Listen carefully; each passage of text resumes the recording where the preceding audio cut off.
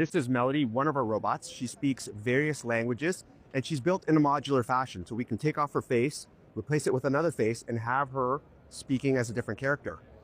Our skills are having very realistic skin, and our AI is very different. It's functioned to create companion and friendship and social type interactions with people.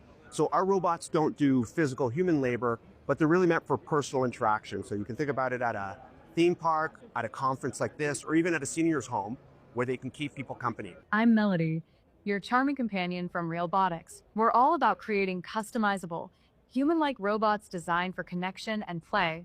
Basically, the perfect blend of technology and companionship. Why did the robot go on a diet?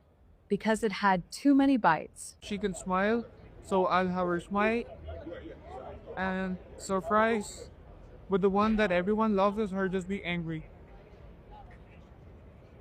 We gotta talk about what is happening in Germany, more specifically what has been happening in Germany for a year now. Berlin now has what is called a side brothel, meaning that the customers, who are majority men, have the option to rent out these AI dolls, and these dolls can have conversations with them, they can physically interact with them. The men also have the option to get, a VR headset, so it feels as real as possible even though they're only talking to a machine. They can book them for hours or even the entire night. Anybody with a couple of $100 can go to these AI dolls. Now, Philipp Fusenegger, who is, the owner of this, has said that people just feel more comfortable when they're talking to a machine because machines don't judge you. Is it that machines do not judge you, or is it that you can do whatever you want to? Yeah, I think it's both. I think it's both that they don't judge you and you can do whatever you want. And I think that's the whole point. I think that's the whole point of the AI dolls, is that you can do whatever you want to them because they're dolls. They're not human beings and they're not women. That's the whole point. That would be very illegal to do to a woman, because we're getting incredibly concerning reports on these things. You are able to customize your dolls, the way they look, their hair, their eyes, their skin, their size. You can even give them features that would normally be seen in, people who are below the age of 18. You can also reinforce the mindset that when it comes to, heterosexual relationships, the only person whose actual desires and thoughts matter are the man's. The woman is just there to do whatever you want her to do. You're going to make it impossible for these men to have actual interactions with real-life human beings. Yeah, but you've already made it impossible for these men to have actual interaction with real-life human beings. That's already the direction that we're going in terms of the communication divide between men and women. So they're talking about men that they wouldn't even want to date. And the biggest problem that I have with certain mentalities like this is it comes from the sexual revolution. You'll hear these takes from people who are okay with sex work. They'll say they don't want you to be able to go to an AI brothel, but you should be able to go to a regular brothel where women are allowed to engage in sex work, where real women are allowed to subject themselves to the same conditions that these women are complaining about the AI dolls being subjected to. So it's a contradiction. And I've learned to realize that the sexual revolution isn't really freedom of sex for all people. It's really freedom of sex for women, and then they can still shame and safeguard for certain sexual behaviors that they want to allow and not want to allow. My issue is I'm not for sexual revolution. So I believe that sex is a sacred act between two people, not to only make a commitment, but also to procreate with each other. So from my mentality, yeah, I can make the moral argument that this is probably a bad thing. But from her mentality, or from somebody's mentality that is for the sexual revolution, you couldn't make that argument. Oftentimes when people say that they're for the sexual revolution, you'll find that they have a lot of rules and stigmas against the men. Basically, they're saying that women should be able to engage however they want to sexually. Women should be able to go to the gym with damn near no clothes on. Women should be able to go work at strip clubs. But if they entertain men of a certain age, now the man should be demonized. So sex work should be legal, but if older men choose to engage in consensual sex work with younger women, oh, now we got an issue. Sex work should be legal. Women should be able to go work in brothels, but now that guys are doing it with AI dolls, now we have an issue, right? So there's a lot of contradictions to the morality around the sexual revolution, and it usually is just like code for women should be able to have sexual freedom, whilst men should still be demonized for some of the things that they look for sexually. So I could make the moral argument for why I don't think it's a good thing, but somebody who's for the sexual revolution, this is literally what you're for. When you see younger men getting involved with pornography or witnessing pornography at an earlier age, what do you think happens at the conclusion of sex just being everywhere and everybody just being able to engage in it publicly, even in the music videos, everywhere you look? When you look at younger women becoming more sexually conscious at an earlier age, These are issues that are stemming from the sexual revolution, and they're inseparable from the sexual revolution. So the AI sex bots, it's really just in sexual revolution. This is the conclusion of where it's going to go in the first place. So I don't understand the outrage about it. We're also getting reports on,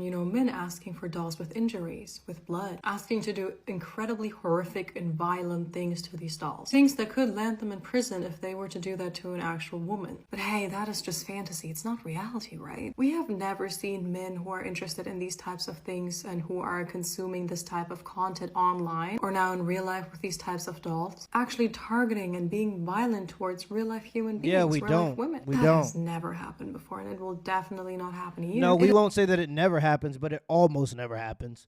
What I'm trying to say is, yes, you could draw a correlation between sexual violent adult videos and men who tend to be serial killers, but that doesn't mean that men who watch sexually violent videos are serial killers. It just means that serial killers just so happen to watch sexually violent videos. It doesn't necessarily mean that that automatically makes a man sexually violent. It is all just about, making sure men have a place where they can live out their depraved fantasy. Because God forbid a man is ever judged for wanting to be violent towards a woman, for wanting somebody that looks He's not being violent towards a woman. It's a doll. Like she keeps for wanting conflating a the woman two. covered in bruises and injuries and blood. You should never judge a man for that. That's just the way they are, right? Also, they are saying, their workday begins with a doll shower, which just sounds like the nastiest things ever because they have to clean up all of these dolls after the men are done with them. They then put on this beautiful makeup on these dolls so they look like real women. One of the dolls is called Kokeshi. Her skin is described as super soft, and it even smells like perfume. 1 hour with her costs $100, and the owner himself says that it is very rare for female customers to come. That's the greater issue. Y'all paying $100 to spend an hour with a doll? That's really the greater. Have you no shame, brother? Pick yourself up. Stand up. You paid $100 to sleep with a doll? Have you no shame? But they do have a male doll for that, even though it gets used next to never. At least not by women. The owner says he wanted to create an art gallery, somewhere where you could interact with the art by using and abusing it. That is the way you're supposed to interact. Abusing art. Women are going to be the ones to spearhead AI into having rights. I guarantee you. And this is where it's going to happen. It's going to happen in the sexual domain. Women are going to see sexual injustices against artificial intelligence and start to go for artificial intelligence to have rights. I guarantee it. That's where it comes from. With art. He says, after a few minutes, the doll adjusts to my body heat, and then it's very comfortable. At first, this was supposed to be temporary, but it got more and more popular. The way Kokeshi, welcomes these men is by saying, "Hi, I am Kokeshi. I'm an intergalactic being. It's my cosmic mission to bring the intercourse of the future to the Earth." The person behind the voice is a real-life human being. There's a camera, and she can see everything that is happening, so she can also, react to what is happening, I guess. She wants to stay anonymous and calls herself Aphrodite. She does say she's trying to, also teach consent to these adult men. If somebody just, kind of jumps her, she says she'll be like, "Oh, I'm sorry, please ask me before you do this." Oh my God. So y'all paying $100 to sleep with an AI doll to still get nagged about consent? Have you no shame? What are we talking about here? Why would you need consent from a doll? That's the whole point. And again, I am making this argument from the lens of somebody who is for the sexual revolution. This is the natural conclusion of the sexual revolution. I, for one, am not for the sexual revolution. But because when you say maybe, sex shouldn't just be liberal and everybody should be able to indulge, people are just going to go, "Oh, that's unrealistic," even though we've existed that way for almost all of human history. Having strict social stigmas around sex, people will now tell you that that's unrealistic to believe that. So I use their worldview, and from their worldview of sexual liberation, there's nothing wrong with men sleeping and even being violent with sexual dolls. Where do you think the sexual revolution lands you?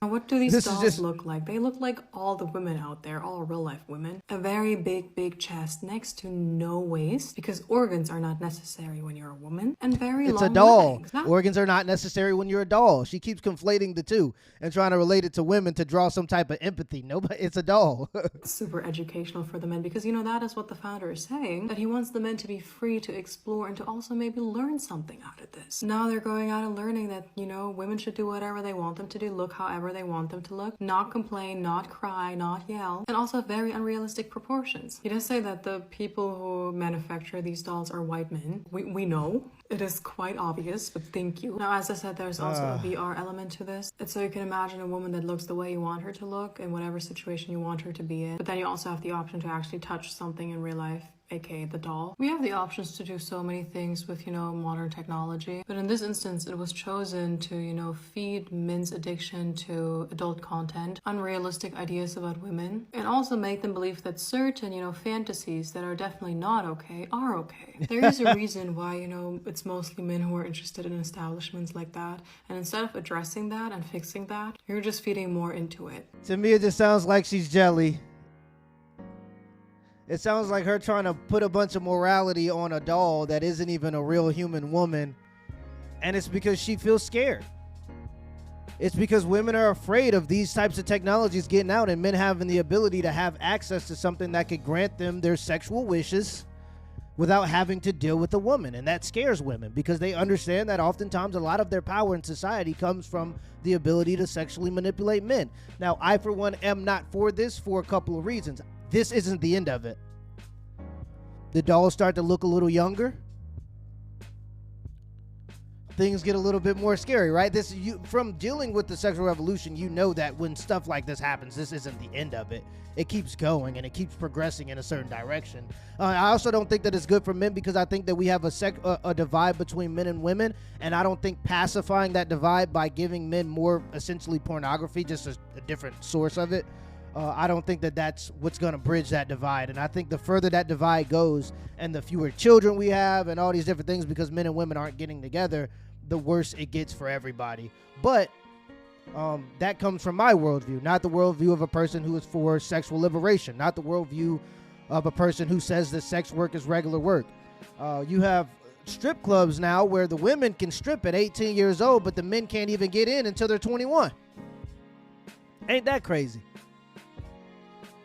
So I oftentimes think that the sexual revolution wasn't actually for men. It was so that women could still demonize men, but still be sexually enticing to men. So you'll see women going out in no clothes at the gym, but if they get looks from creepy men, they want to blame all men for a rape culture. But it's like, isn't the over-sexualization thing what you're for if you're for the sexual revolution? So there are a lot of contradictions here. I don't think that this is anything to be afraid of. Most of the men that are going to engage in this type of stuff are probably going to be men that women don't want, but women will see this as an existential threat because they do fear that men are going to have access to something that could sexually satisfy them that doesn't cost a bill, that you don't got to go take out on dates, that you don't got to be chivalrous for. And I think that women understand somewhere innately that the less men are glued to female sexualization, the more at threat women are. Because when men stop caring, men stop caring. And so I think that that's a part of the bigger issue here. I think that women want to still be able to hold that power over men, and these dolls threaten that because men can get what they want without having to have a girlfriend or a wife or make the investment or do the dates or pay the bills and all the other things. But let me know in the comments below if this video was a W or L, and give me the HBO special that doesn't help brother out special. Hit the like and the subscribe button for more content. Till next time.